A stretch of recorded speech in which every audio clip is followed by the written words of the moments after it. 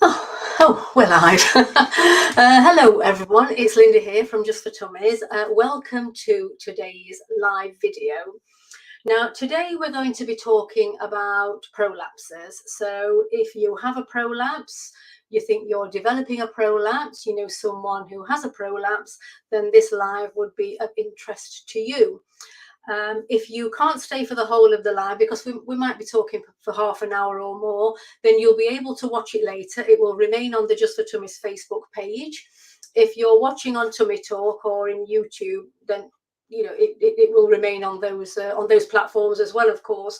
But we will be sending the video out in a newsletter next week, and we will also be putting it on the Just for Tummies website as a blog underneath health videos. We have a category, health videos. So I'm very pleased to have a guest today who specialises in prolapses. Her name is Clare Machin. I've known Clare for quite a few years. We've never actually spoke and never actually met. But we spoke, I think it was yesterday for the first time, but we're very aware of each other on social media, and we have a lot of common interests, in particular helping women improve their health. So Clare is a yoga teacher, and she is a pelvic floor teacher too. I think she's a lot more than that, but I'm going to let Clare explain exactly what she does and why she does it. So I'm going to invite Clare to the live now. Hello, Clare. Hello, how are you? Yes, I'm good, thanks. Yes, I'm good. I'm having to concentrate because I don't know if I told you yesterday, but we do have relatives in the Ukraine. Ah, right. So there's a lot going off there, as you know. So yeah, I'm concentrating on this now and sort of pushing all that out for the moment. Right. So Clare, can you tell people what it is you do and why you do it? Okay, yeah, sure. So I work with women who have experienced problems with their pelvic floor. So that could be any kind of issue, anything that you think of, whether it's frequency, urgency, incontinence, prolapse, all of those issues that we're aware of. So I support women who need help. My background is that I started my kind of health and well-being career in as a yoga teacher. So I trained over 6 years ago, and whilst I was training, I was also pregnant with my son, who is now 5.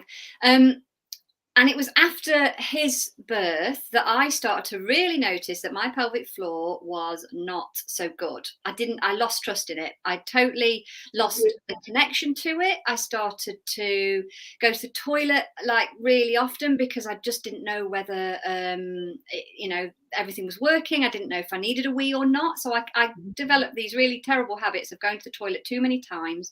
And all of that, I since learned, was really exacerbating my pelvic floor. So my main issue was going to frequency and going to the toilet, and then that urgency, that kind of hot panic that you need to get there quickly. So that was my main issue. Can I just ask you then, Clare? So you didn't have any issues before your pregnancy? Well, when you look back, you kind of start to piece it all together. And I've always been a bit of a just in case weir, and I kind of got that from my mum as a habit. I picked it up as a habit from her, and that's why habits are really important, because we do pick things up from our parents. Let me just plug this in. I've got a low battery warning. So yeah, we really do pick up a habit. So that's one thing I'll cover in a bit. But it was after the birth of my son that's when I guess because I'd been through pregnancy, and then you're very aware of the need to look after your pelvic floor. So that's when I thought, you know what, I'm going to do something about this. I don't want to be one of those women who, when my son's older, I'm dashing to the toilet. I just didn't want that. I wanted to go out for long walks and not worry about where the toilets were. Yes. So that's when I started to, I went to the doctors and sent me to a continence nurse and got the kind of typical help that you can get from the NHS. But that didn't. This is what, Clare? What do they advise? Generally speaking, Yeah, so generally speaking, the doctor I think he diagnosed me with a mild prolapse, which was never really confirmed as anything really major. But yeah, I said there was a Your mild bladder, a prolapse of your bladder.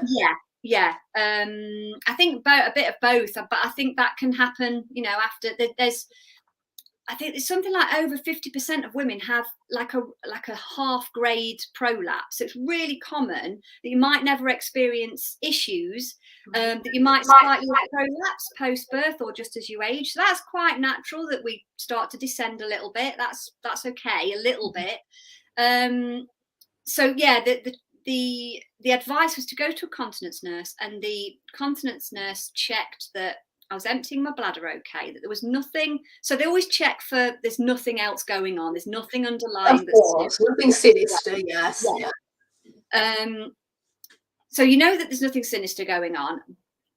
And then the advice really was to look at to do the Kegel exercises. So that's the squeezing up, the contracting of the pelvic floor muscle. I had a prescription to do, I can't remember how many it was, but maybe, I don't know, 10 a day, 3 times a day, 10 times, 3 times a day, something like that. It didn't help. It didn't help with the frequency. I used to still panic. I'd walk to the local shop, which was 10 minutes away, and be panicking that I needed the toilet. It got that bad where it was like, this is ridiculous. And you just emptied your bladder before you left the house. Exactly. I'd had a just in case wee, which by the way is not a good thing to do. So I was kind of, I was like, this is crazy. So I think because of my background in teaching movement and yoga, I then started to research how the pelvic floor muscles work. I was really interested to actually see what they're doing, what's going on. So I started to do a bit more research. And then I found a teacher training course in pelvic floor rehab. And I was just like, this is perfect, because what I'll do is I'll take myself through it. And I didn't really plan on specialising in it, if I'm honest, because I just thought that I'll do it. It'll just be another thing to add to my movement knowledge. And I liked the approach. It talked about a whole body approach and the fact that everything's connected. And this suddenly, to me, being a yogi, was like, yeah, this makes sense. This to me made sense that, the traditional method hadn't worked. And as soon as I started to read more and then started to study, I realised why this traditional method didn't work for me and why it doesn't work for a lot of women. Oh, right. That's really interesting. Yeah. So you found your calling then. You found your calling. Yeah, because going through it, I realised that not everyone understands this other kind of alternative approach. So there's not just going to be me in the world that's experienced this. There's going to be lots of other women, and there are, because I now meet them, that kind of are in my situation, or are older than me and many years post birth, kind of entering into the menopause phase of life or beyond, that are just putting up with problems, have asked the doctor, and tried to get a bit of help, had a bit of help, but it's not worked. And then people are left feeling disheartened, feeling that it's their own fault, that they're not doing things properly, that they're somehow failing, and those health problems. And I think the problem is, because they're not, it's not life or death. You don't have to fix your pelvic floor issues. You can cover over the sort of cracks in the problem, can't you? You can wear sanitary pads if you're leaking. You can avoid activities if you leak when you're jumping or running. You can just change your life around it. And I think lots of people do put up with it and put those coping mechanisms in place, because it doesn't need to be fixed. Well, I mean, I'm contacted by women all the time, Claire, who, when I was a colon hydrotherapist, it was more rectoceles, where the rectum kind of prolapses.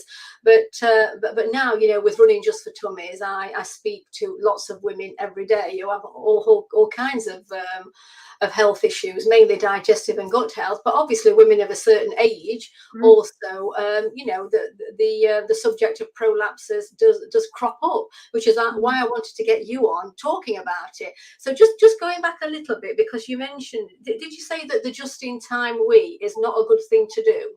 I learned that. Can we come back to that later? Can we just park that and come, because I absolutely agree with you, and I think I know what you're going to say on that. So can you just explain, if you can then, what the pelvic floor is? Okay, so the pelvic floor muscles, a multi-layer of muscles that support the organs, the pelvic organs, so the bladder and the bowel. So as we know, they kind of help us stay continent, so they stop the leaks, the wee and the poo. They support the whole kind of pelvic bowl, the organs that sit within. The way that they work, they're an automatic muscle, the group of muscles, it's an automatic, and it also anticipates your need as well. So there shouldn't be, if a well-functioning pelvic floor will contract automatically when you need it to. Okay. So, you shouldn't need to squeeze it in when you're lifting something or jumping artificially. I work a lot with the breath, so the pelvic floor and the diaphragm work together. They're kind of like little partners. So when you breathe in, as the diaphragm descends down and expands, then the pelvic floor naturally relaxes. So we can relax the pelvic floor with our breath in, and then with our breath out, that's when the pelvic floor will contract and support the organs and kind of work with the core muscles as well. If everything's working well and we've got the right infrastructure, which is what I work on, really. I work on the whole body rather than actually just focusing on that muscle. Okay. And restorative yoga, is that different to ordinary yoga? Well, what I teach is a combination of restorative exercise. So that includes kind of corrective exercises that looks at alignment of the whole standing skeleton, so getting the feet aligned, getting the rib cage over the pelvis so that you've got optimum space to kind of breathe and the pelvic floor can function, getting the head in line, getting everything, and then looking at stretching and strengthening key muscles that support the pelvis. So if you think about the pelvis and where that is in the center, it's kind of in the center of the body, isn't it? If you think how the length of our legs, key muscles that are literally attached are our glute muscles, so our bottom. So having those being active is really vital to make sure the pelvis is in the right position so that it's not tucked under or sticking out. And then other muscles that are vital are things like the hamstrings. So quite often people can have very tight hamstrings. Yes, those muscles at the back of the legs. Yeah, the muscles that are attached to the pelvis. They're attached exactly. To the pelvis. So those are the two big key areas that I work on in terms of making sure there's enough length in those muscles and that they are stretched and not overly tight. Make sure the glutes are working. So because we have such a sedentary lifestyle and we sit down a lot now, those poor glutes don't always get the opportunity to be active and function, and when we need them to. And this was one of the problems going through the course and training in this. I realized all my weak points around the whole body. So previous to teaching yoga, I'd had a 20-year career in marketing where I was sitting down for 8 hours a day, 5 days a week, and all of that sitting had really been detrimental to my whole posture. So this is why we need to look beyond let's just think about strengthening the pelvic floor. We actually need to think about, have we got the right setup, the right posture, the right breathing? So coming back to the question about yoga, is I do teach yoga. The yoga that I teach, I adapt some of the ways that I teach some of the poses, because sometimes overstretching isn't useful for the body. The whole approach that I have is not to say that I don't teach kind of yoga and that's what helps you. It's actually a combination of the corrective exercise, yoga that's adapted for pelvic floor dysfunction, which focuses on strength and mobility rather than just flexibility, and then the lifestyle coaching as well, which is really vital, which we've kind of started to touch upon, haven't we, with the just in case weeing. And so it's holistic. It looks at the way you move your body and the way you live your life impacts on your pelvic floor. I really like that holistic that holistic viewpoint of it. So what causes prolapses then? Can you give us some of the more, and I mean, what's the most common prolapse that you come across? I think I probably get a mixture of all of them, of uterine and bladder and bowel prolapse, in terms of, so I don't see a predominance of one over the other. Okay. There could be a lot of causes. Birth can affect, can cause prolapse. Menopause, there's changes in hormones. Aging, heavy lifting. So sometimes people can experience a prolapse, that sudden feeling of prolapse, if they're lifting something heavy, which could be a baby carrier, could be lifting weights at the gym. So things like, we have to be really careful of weight bearing exercises and make sure the breathing, is right. Sometimes after women have had a hysterectomy and there's space within the pelvic bowl, it's really important to kind of manage the changes so that the body can adapt, so that you don't kind of get that prolapse sensation. But there's also not necessarily causes, but lifestyle factors that will be careful what words I use, really, not necessarily make things worse, that will not predispose. Yeah. To, so say, for example, sitting down for long periods of time, not walking, not drinking enough water, all of the things that we kind of know in our line of work. Smoking, poor diet, where they're not getting enough nutrients. Yes. That's it. Yeah. So one of the things that I tend to focus on with prolapse clients is, the first thing is getting the breathing right, because it's really a pressure management issue.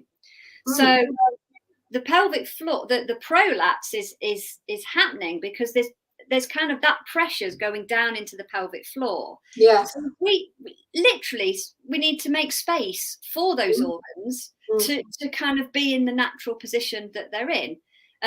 So by learning how to breathe into the rib cage, learning how, sort of retraining, quite often it's about retraining movement patterns as well. So sometimes people will come to me, I get people that exercise a lot, so do things like CrossFit and kind of quite active, and they've come from a culture of bracing their abdominals. So every time they do anything, they're sucking their belly in, or from that culture of, that navel to spine instruction that sometimes people say in Pilates, which is now being phased out a bit as people learn a bit more about it. Why is that then? Why are they phasing that out? I mean, it can be useful. This is the thing. There's no kind of it's not black or white, because everyone's totally different. So I would say, I would never instruct someone to kind of brace their core unless I felt that they were not getting any core engagement, and maybe they just needed to engage their core a little bit to try and retrain the brain. But basically, as soon as you suck your belly in, so if you do it, if you're doing it in the mirror to look a bit slimmer or to fit in those tight jeans, you're putting pressure down. It's either going to go down to your pelvic floor, or it's going to go up. And up is what causes hernias. So it's kind of like a balloon. I'm trying it now, Claire. I'm trying to suck my belly button back to my side. And sometimes I can feel some pressure. Yes, at the bottom of my pelvis. Yes, I can. Yeah. So sucking the belly in, and also sometimes we subconsciously suck in the belly in. If we feel a bit self-conscious of our bellies, and holding it in, if we're in company, rather than just letting it relax, can really put pressure down on the pelvic floor and then cause those prolapse symptoms, that sensation of that bulging or dragging sensation, just to make it feel worse. So breathing. No, I'm sure. Sorry, Claire, can I just say, if you've just joined us, I'm here with Clare Machin, who is a yoga teacher and pelvic floor specialist, and we are talking about prolapses. So Claire, I'm sure weight, if a woman is carrying extra weight, visceral fat, that's going to have an impact as well. Yes, it may do. I generally don't tackle weight. I think what's more important is to get people moving efficiently, moving a little bit more. I wouldn't necessarily say that was the primary focus for me. I would probably, if someone came to me and maybe they judge themselves as being overweight, my focus would be on to get them moving a little bit more and get their movement patterns, because it's not, because I think it's so difficult, isn't it, that if we make things too black and white, that we say, if you're this, then this is going to happen, then people start to overly worry. Yeah. And I think it's really important for people to not put themselves, not label themselves in that category, because stress and anxiety can cause pelvic floor symptoms to be worse as well, because we hold on to tension even without realizing, because we all know, don't we, you know, when we're feeling really stressed and we get that pain in the neck, or it starts developing in some area of the body because we're feeling stressed. That happens in the pelvic floor. If you happen to be somebody that might have a tight pelvic floor or an overactive pelvic floor, which, by the way, produces the same symptoms as a weak pelvic floor. Okay. Just a minute. So what's the difference then between a tight pelvic floor and an overactive pelvic floor? Is an overactive pelvic floor a loose pelvic floor, loose muscles? No, not necessarily. It might just be in that contracted, it's working overly, so it might be in that contracted position too much. Same with the tight, I kind of use them interchangeably, really, very similar.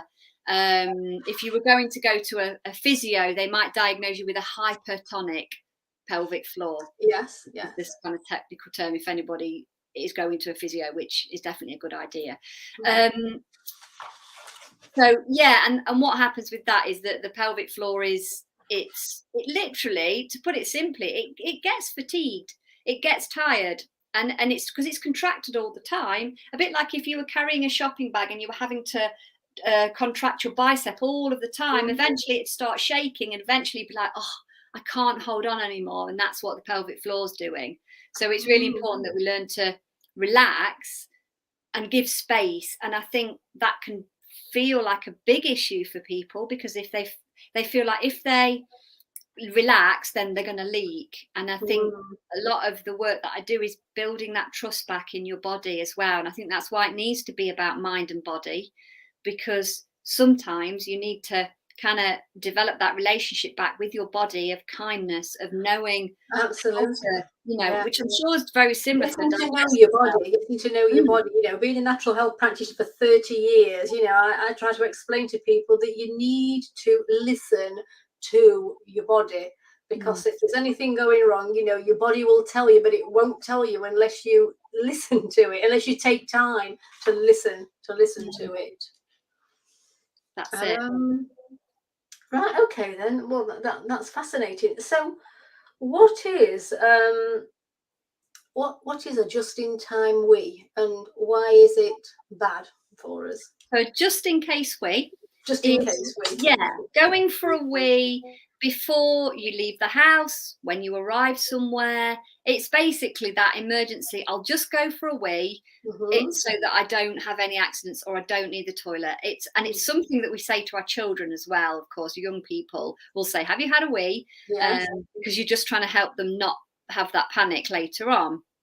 Now, the thing about this is really important to have an understanding of it. Now, it's not to say don't go for a wee before you go out, because that might be sensible. You might need the toilet.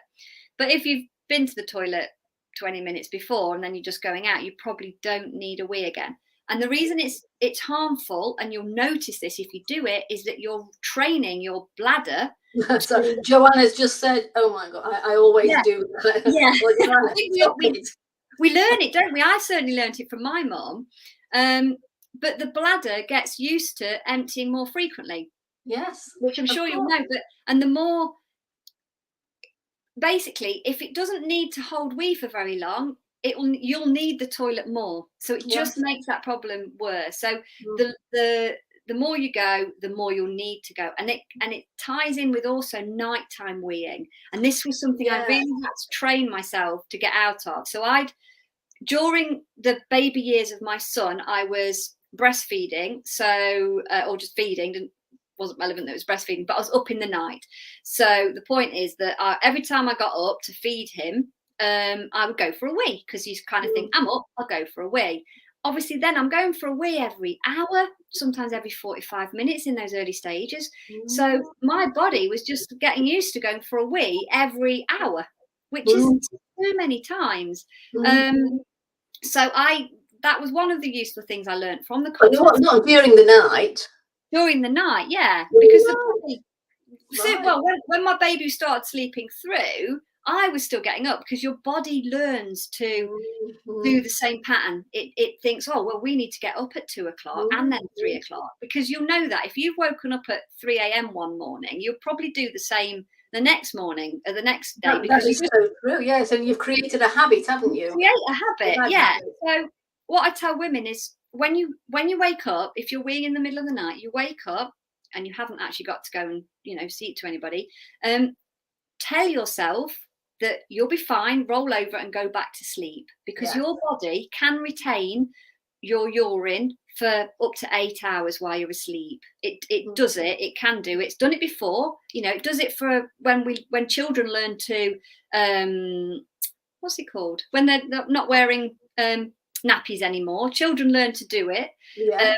Our bodies learn to do it, so we need to tell ourselves that we can do it, and it doesn't take very long to retrain. It's very rare, Claire, that I have to get up in the middle of the night to have a wee, and so it depends how much I've drunk in the evening. I try not to drink too much after 7 o'clock, for example. But if I do wake up, I'm lying there thinking, I'm not going for a week, just go away. And it doesn't happen very often, and more often than not I can just I can go back to sleep, unless I've had too much to drink, like I say, sort of like if I have a cup of tea, for example, I don't know, about 9 o'clock, then I will wake up, but I still ignore it. I still ignore the urge to go. But then there's people, oh, you mustn't ignore the urge to empty your bladder, you might get a kidney infection, you might get a UTI. But that, I suppose, that is in the reason why you're doing it. Yeah, don't, if in the daytime, don't put off having a wee, because you can cause problems. But this is just about retraining your body and telling your body that it's the normal routine to go through the whole night without going to the loo. So and it doesn't take long. A couple, if anyone's listening and just try it for the next couple of nights, and I bet you'll get out of that habit. Just ignore it. You'll be fine. You see, I would say, like, because my my speciality is the bowel. So when we come to constipation, for example, there are people who just cannot use a strange toilet, so they ignore the urge to go. And I say you should never ignore the urge to go, certainly when it comes to emptying your bowel. But we're talking about the bladder now. So can I just ask you then? So no matter what age the woman is, she really shouldn't be getting up to go for a wee in the middle of the night. Yeah, I would say so, unless I don't know of any like medical problems that would cause that. So yes, that's different. Yeah, but in terms of general, if you're generally healthy, there should be no reason why you're getting up. It's just a habit that you've got into, and I think once you start to understand that and talk to yourself about that and kind of go, come on, we can do this, we can get through this night, you'll probably be fine. And it's the same with the just in case weeing in the day. My recommendation would be to just, when you're going somewhere not too far away, try it. Just try not going for a wee.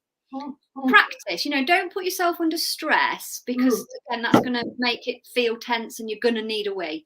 But just try it. If you're just going to walk to shop and it's 10 minutes away, think, I'll just go without having a wee. And then it's literally retraining those thought patterns to think, I can do it. And to give you a bit of confidence, you can always put a panty liner on, can't you, just in case? Exactly. Yeah, I definitely, for things like that, to help you feel more confident, just or go somewhere, walk for 20 minutes. If somewhere's got a toilet when you get there, just in case, not just in case, but then you'll be fine. But you start to build that confidence up in your own body, and then you then stop thinking about going for those just in case wees. So yeah, there's okay. So we've talked quite a lot about the bladder then. And what about the uterus?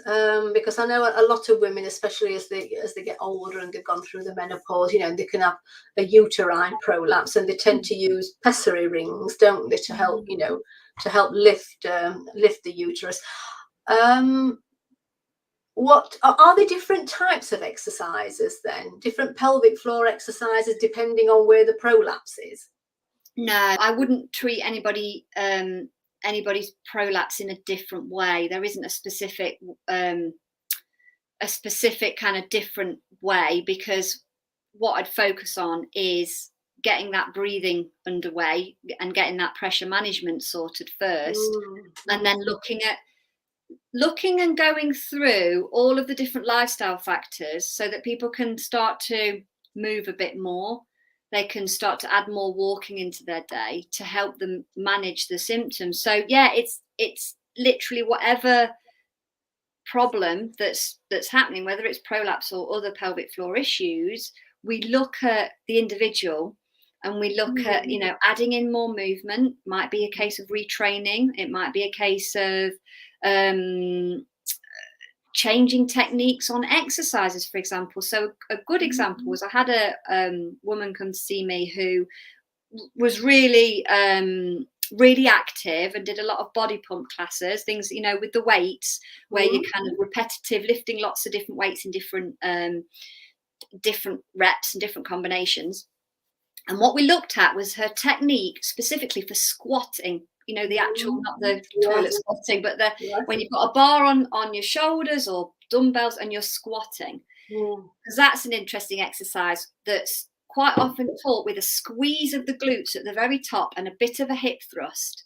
Now, what that does is, so if you do that squat and your hip, you see it all the time, if you go to the gym or whatever, and you see people squatting and thrusting forward, what that does is it tightens the pelvic floor. It's a bit like doing a Kegel. Every time you do a squat, it tightens the pelvic floor. Now, if you've already got an overactive or tight pelvic floor, that's not going to be a helpful thing to do. So what I did for that is just change the technique of that exercise so that you don't thrust right at the end, because women don't really need to do that either. Women need to do exercises slightly different to men, and a lot of exercises are more trained for men, you know, created for men, for men. We have different pelvises, don't we? So I always teach that particular exercise where you stop before you get to the thrust bit. So you relax the glutes, you relax the bottom so that you're not causing that back passage, particularly the back part of the pelvic floor. So that's going to affect your anus and your bowel. You're not getting that tucked under squeeze all of the time. So sometimes it is about looking at retraining and getting a better movement pattern. What about when they're going down with the weight, you know, when they're crouching down? Because I mean, you know, many years ago I used to lift weights, so I'm just imagining how I used to do it. So crouching down with this weight across my shoulders, and I remember when I was in the crouch position just before I came back up again, I remember feeling pressure down there, in, you know, in my rectal area, in my vagina as well. I mean, was that bad then, feeling that? Was I doing something wrong, feeling that pressure? So there's a couple of things, and you've probably heard the term about bearing down.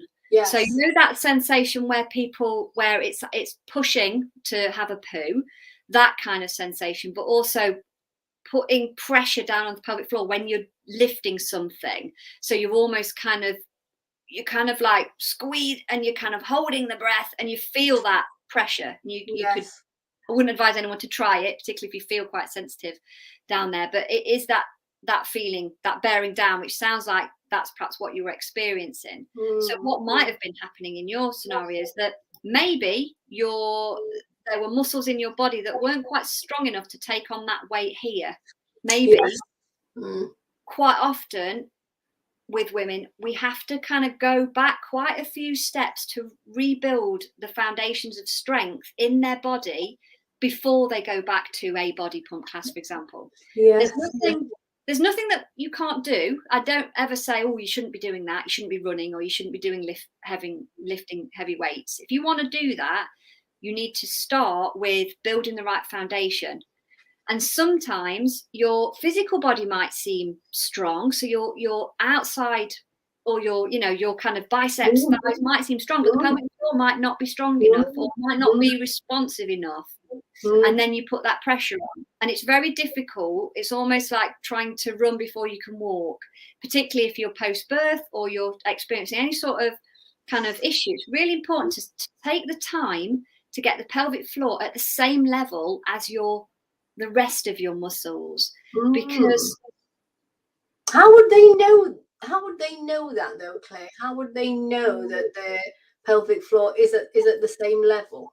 Yeah, I think there's a couple of things. I definitely recommend anyone to go and get an internal exam from a women's health physio to get a real understanding of what the pelvic floor muscles are doing and how they're responding, to get that internal exam so they can tell you exactly what's happening there. And I think that's a good place to start. So when we're talking about an internal exam then by a women's pelvic floor physio, are we talking about a rectal exam and a vaginal exam? Vaginal exam. Just vaginal? Vaginal, yeah. Okay, yes.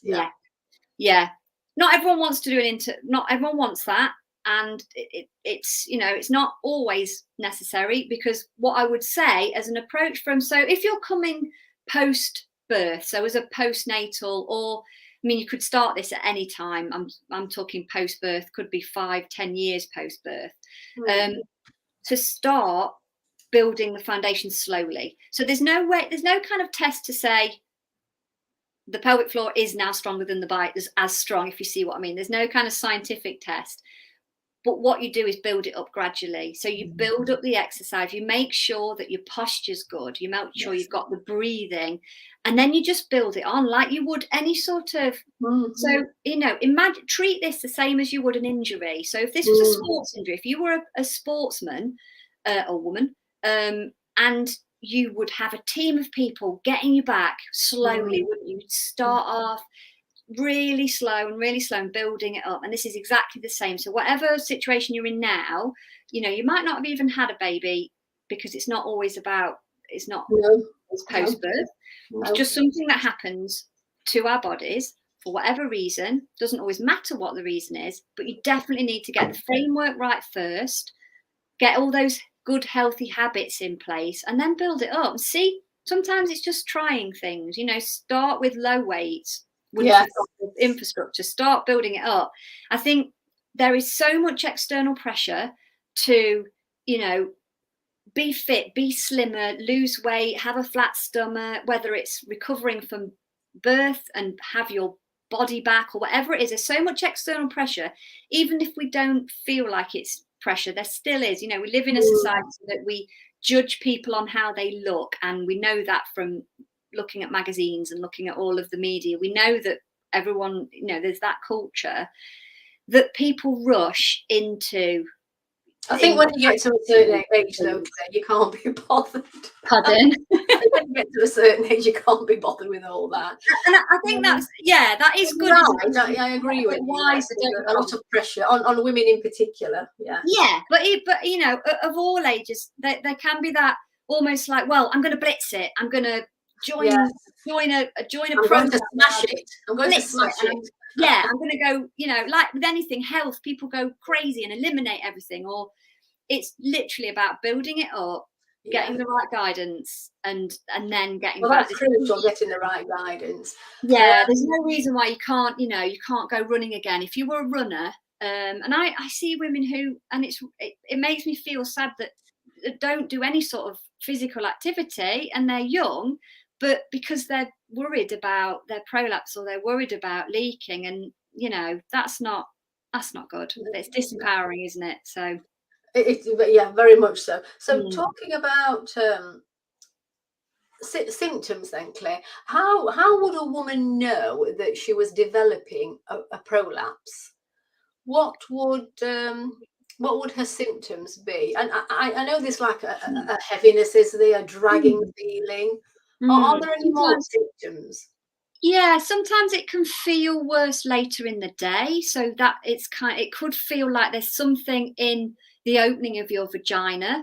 Either one. It could feel like a dragging, a bulging, a tightness, maybe. What's the others? Yeah, I think they're the main things. Sometimes people do feel, sometimes people will develop a prolapse suddenly if they've lifted something, and they'll feel it. Oh, yes. vagina, you know, if you've lifted, you know, heavy weights or anything really, baby carrier or something, you'd feel it. But yeah, those are the main symptoms. But I know when it comes to rectocele, you know, where the rectum is prolapsed, constipation is a symptom, because the rectum has lost some of its ability, its strength to be able to, you know, to push the waste matter out, and this bulge develops, doesn't it? You know, the rectum, it's a bulge, so waste matter can get trapped in there as well. And there are different grades of rectoceles, and I'm sure there are different grades of other prolapses as well. Yes, there are. It's interesting you say about constipation, because actually it works in the other way around, that constipation can make a bowel prolapse worse, because it then pushes into the bladder, and then can make constipation generally can make pelvic floor problems feel worse, because of the way the bowel pushing into the bladder, and it's making it feel like you need a wee. And yeah, constipation can increase urinary tract infections. So I think it needs to be avoided at all costs. But yeah, of course, we're talking about the large bowel there when it comes to constipation, but the small bowel, the small intestine, that can prolapse as well, can't it? You know, if you've not got that strong, we talked about it the other day, our natural corset, the rectus abdominal muscles, the oblique muscles that keep everything in place in the upper abdomen. Then the small bowel can prolapse, and that can put pressure on the bladder and the uterus. So like it's from top down, isn't it? Yes. Yeah, so, so you'd obviously work with, you know, you'd work on those abdominis rectus and the oblique muscles as well. Yeah, I do. I focus on engaging and connecting to the core. So I'd start off with what you call the transverse abdominis. So it's, or the TA. So it's the bit that kind of sits quite low down and sits across, and it's a deep layer of muscle in your core, and that kind of responds first to your pelvic floor. So your pelvic floor is part of your core. So the pelvic floor kind of contracts, and then that lower front TA contracts.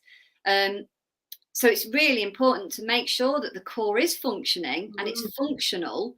So it's definitely not about having a six-pack or a flat stomach.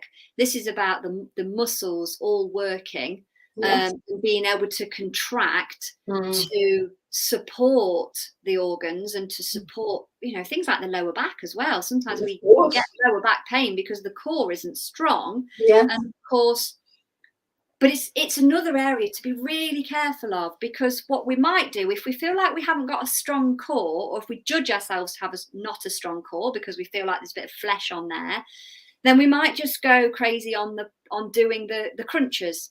And again, that exercise is just exercising the rectus abdominis, the surface one, the muscle. Right. Yes.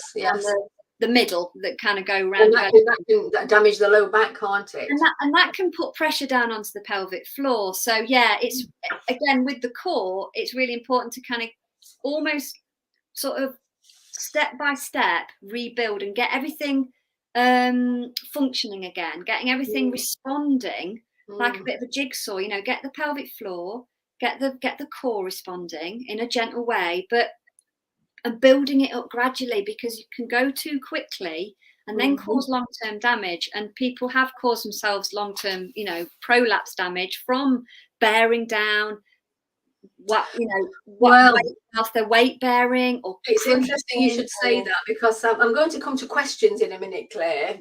And one of the questions, and I'm not sure how old this woman is, but I kind of get the impression that she's not too old. But she suffers with IBS and constipation, IBS-C, you know, where constipation is the predominant symptom. And she's also got OCD, obsessive compulsive disorder.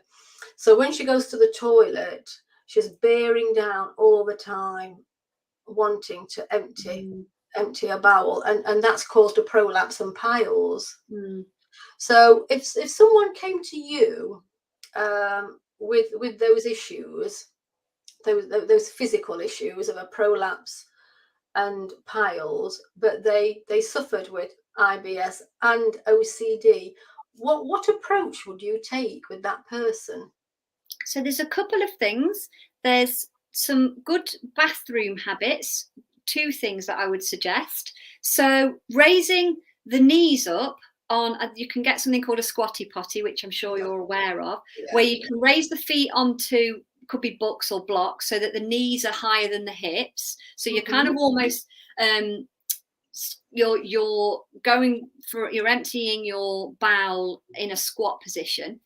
But then I'd also add in some breathing to add in kind of like a bathroom meditation, because if you can just breathe in, you can relax your pelvic floor and help your bowel to empty without that pushing. Without straining. Without straining, yeah. Is that something that you cover on your free pelvic floor challenge?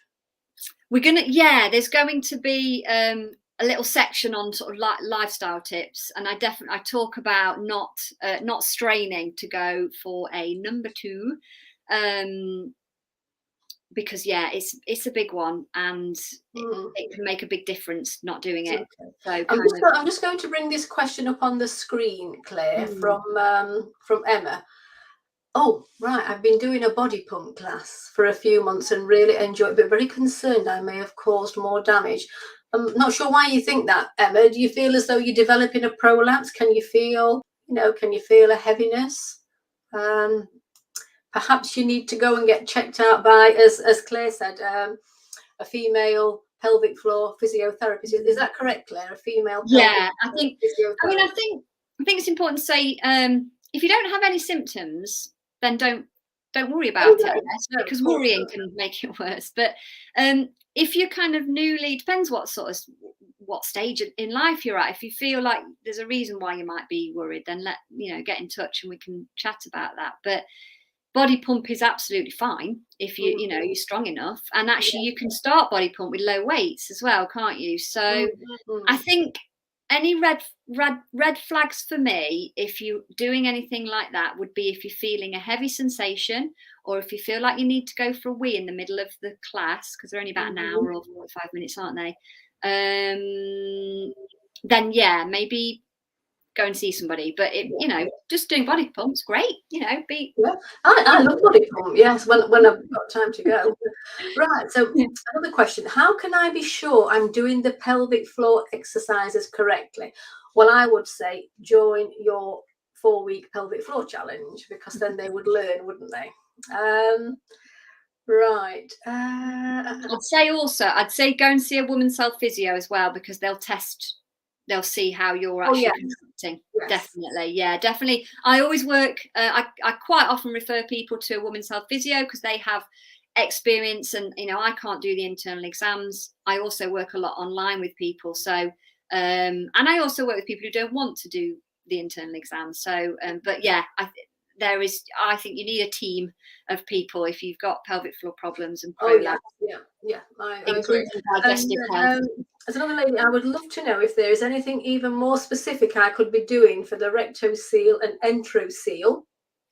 So we know a rectocele is when the rectum prolapses, and an enterocele is when the small intestine prolapses. This lady's been diagnosed with both. She's also had a defecating proctogram, assessed at grade 2, and so she suffers with constipation as well. And from the email that this lady has sent me, I hope she's listening. I did acknowledge her email just before we went live. But she is a yoga teacher, and I'm not sure she's a Pilates teacher. So she's doing as much as she can to help herself. But she did mention she thinks that she's having a test for something, an autoimmune condition called Ehlers-Danlos syndrome. Have you heard of it, Claire? Yeah. It's a connective tissue autoimmune disease, and it's where the tissues are very elastic. So the skin on them, very, very elastic, and that's internal skin, including, connective tissue internally, bowel, bladder, uterus as well. So this lady's waiting for a test to determine if she does have Ehlers-Danlos syndrome. Oh, this is an interesting one. At the time of the month when I get my period, something blocks across the entrance to my vagina. And so when I get up from a seated position, it causes very loud vaginal wind. Could this be a prolapse? It only happens at this time of the month, but it is highly embarrassing. It could. I don't know. I think it's worth just getting it checked out. Sometimes the causes of vaginal winds is again a pressure issue, a breathing issue. Yeah. So I had a woman who was a regular yogi, went to yoga classes, and just needed some guidance in specific positions. So things like doing a down dog, where your pelvis is kind of lifted up. I love the downward dog. It's such a good stretch, isn't it? Great, isn't it? It's great, but it can cause, if you're retaining, if you're sucking your belly in, or your breath's not kind of coming in and out of the body freely, then sometimes that wind, it's just pressure, it's just air escaping. So it's not necessarily a big issue. It might just be a pressure thing. Well, I think it is for this lady, because it's embarrassing, of course. And things do change around your menstrual cycle as well. So, sometimes because I'm not an expert in menstrual cycles, but does cervix drop a little bit, doesn't it, just before you're getting ready to bleed? So that change in physical, what's happening inside the body is a change in the pressure. So I would, I'd probably look at I would advise her again to join your free 4-week pelvic floor challenge and learn more about breathing. I know whenever I've done yoga, I'm terrible, really. I've never really been into the breathing. I've sort of been more competitive, in getting the posture right. But I totally get how important the breathing in is. Yeah, and if I can just come back to probably bringing in that last question about the ELOS, I can't remember. ELOS syndrome. Yeah, I know about it, but and that and yoga is the fact that sometimes the belly breathing that's taught in a yoga class isn't a helpful breath for you if you have prolapse or other pelvic floor symptoms, because belly breathing into the belly again is causing too much pressure. You're causing your belly to kind of come out, and there's a lot of focus in that in yoga. So I teach differently. I teach a 360-degree breathing where we focus on the rib cage expanding, that creates the right amount of space, because we don't have lungs in our belly. We don't need to be kind of it's almost like you're forcing the belly out to expand, and that can cause pressure. So I'd always be wary of yoga if you have got issues at the moment, because it's not necessarily, some of the breathing practices aren't always helpful. And the same for Pilates as well. And the same for Pilates. So it's really important to make sure you've got guidance from somebody like me, for example, who can help you to teach you the right techniques so that you can go to a regular class. Because sometimes it's only the way you're doing it internally. It's not even noticeable for the teacher, but to retrain your body. And coming back to if that lady who's very active, she's a yoga teacher and Pilates teacher, if she finds that she's having problems with her joints and that elasticity, is that she really needs to focus on the strength and mobility in her body, which she'll understand because she's a yoga teacher and she's a Pilates teacher, rather than flexibility. So I understand that a little bit because I have hypermobile joints. I wouldn't go as far as, I've never been diagnosed with EDS, but I do understand that it causes issues for me. And I do, I know that from personal experience, but sometimes in yoga classes, we focus too much on being flexible, when actually we need to focus on activating muscles and joint mobility and building strength rather than just being flexible, because she could well be very flexible already. So if she's got EDS, yes, she'll be flexible. She'll know she's flexible. That's perhaps why she's a yoga teacher, because you tend to get a lot of people do it, it attracts a lot of people. But you do have to be very careful not to overstretch. And of course with EDS as well, I mean, I've come across it, with colon hydrotherapy, because they suffer with constipation. Because the bowel's too stretchy, it loses its tone, it's not able to contract and relax and push all the way through. Right, so yes. Could you ask Claire if she has released any DVDs that can be used at home I have used Carrie Bow's pelvic core for a couple of years, and it's good, but not really long enough at 20 minutes. Yeah. No, I haven't. I like the idea of that. What I do run is I run the Happy Pelvis Club, which Tell us about that, Happy Pelvis Club. I love that name. Yeah. Are you the Happy Pelvis Club on Instagram, or are you Clare Machin? Clare Machin on Instagram. Okay. You're Clare Machin on Facebook as well. On yes. Yeah. Okay. Yeah. So if someone wants to contact you, they can just Google Clare Machin, CLAREMAKIN, and they'll find you. Yes. Right. Tell us about the Happy Pelvis Club. So it is 2 live classes online a week. So Tuesday lunchtime, a Thursday evening, slightly different focuses. The aim is that they're 30-minute classes. Tuesday is kind of more active. We focus on strength. So it's a combination of yoga and movement. And then on a Thursday, it's focused on relaxation and restoring posture and things like that. So it's kind of got 2 different focuses. So it's an online community. And then on a Sunday, once a month, we have an hour's workshop where we focus on a specific theme. So the one coming up in March is focusing on, it's called the functional pelvis. So we're going to do a lot of the restorative exercises that you need to realign and stretch and strengthen the whole body. So the idea is that it's a live community to help you move more throughout your week, because online classes are great and online studios are amazing, but you have to remember to do them. So the idea is that we're there live. You can join in, take a break from what you're doing, and you've added in a bit more movement without. So it's not just you sat down talking to people, you're actually doing these postures, you're showing people. Yeah, they are classes. They are interactive. A 30-minute class, a movement and yoga class that's going to be great for pelvic floor health. And does it last for a certain number of weeks then, Clare? It's every single week. I don't teach in term time, but I do a little special pre-recorded class, and we do focus. But yeah, every week. So it's kind of good thing you can fit into your work day, or do it, at the end of the class, at the end of the. What are your fees? What's the fee then for this?